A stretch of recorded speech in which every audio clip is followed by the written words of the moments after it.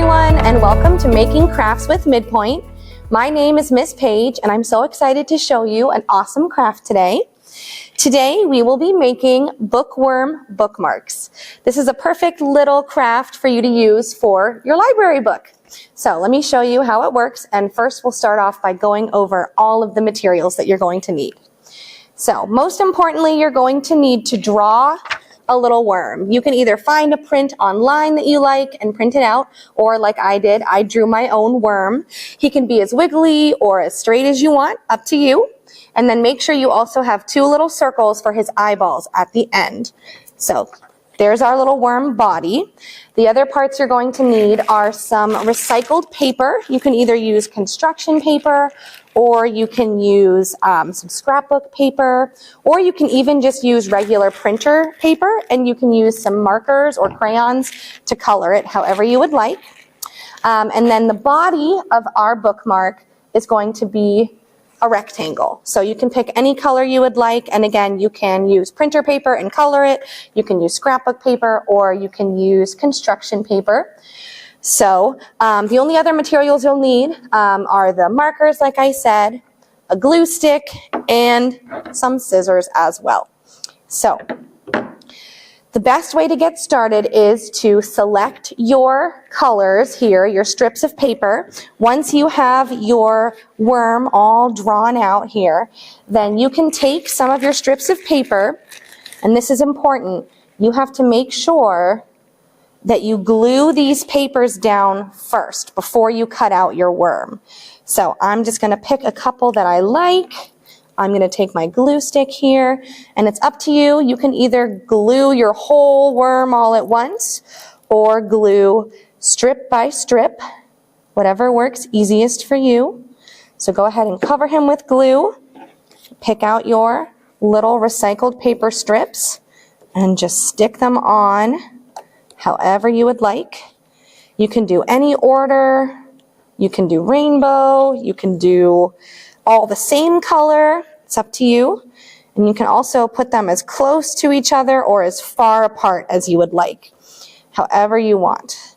So you're just going to go ahead and cover your whole worm in all those strips. And the only other thing I will say about this step is make sure you're using lots of glue, and make sure you're pressing it down pretty hard, because when we get to our next step and we go to cut it out, sometimes those little paper strips like to fly off. So lots of glue, and make sure you just kind of smooth it out a little bit. So once you get to the end of your worm here, almost there, the next step is going to be to cut him out. So I've got all my little strips all lined up, ready to go. We'll press them down one more time just to make sure they're not going anywhere. Grab your scissors, and any scissors will work, adult scissors or child safety scissors. And you just go ahead and cut on your line right there to get your worm shape out.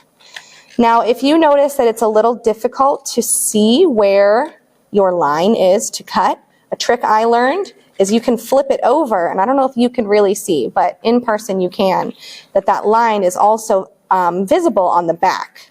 So it might be a little easier to kind of trace that shape from the back. So just cut out your little shape here, and then we'll get ready to finish assembling our bookmark. Alrighty. So I missed a little piece there. That's why we have to press it down, make sure nothing falls off. There we go. All right, so we have our little worm body. He's almost ready. So we can move our scraps out of the way there. And then you get to pick your color. So if you already have some specific colors picked out, that's great. Or you can color it, like I said, whatever color you would want. But it just needs to be a rectangle to make it that bookmark shape. Now I flip my worm over here to make it a little easier. And again, we just put some glue all over him. Make sure you get all the way around the edges so he's not peeling up anywhere. Cover him with glue.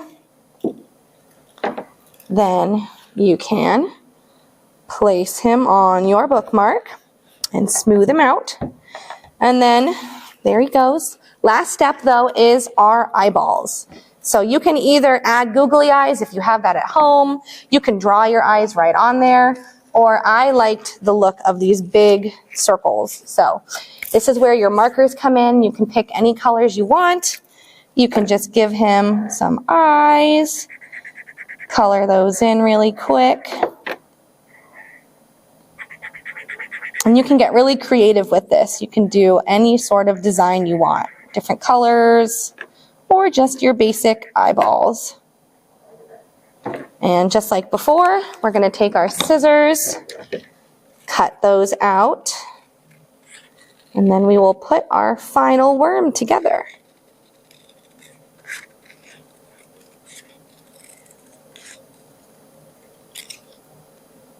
So there's one eyeball.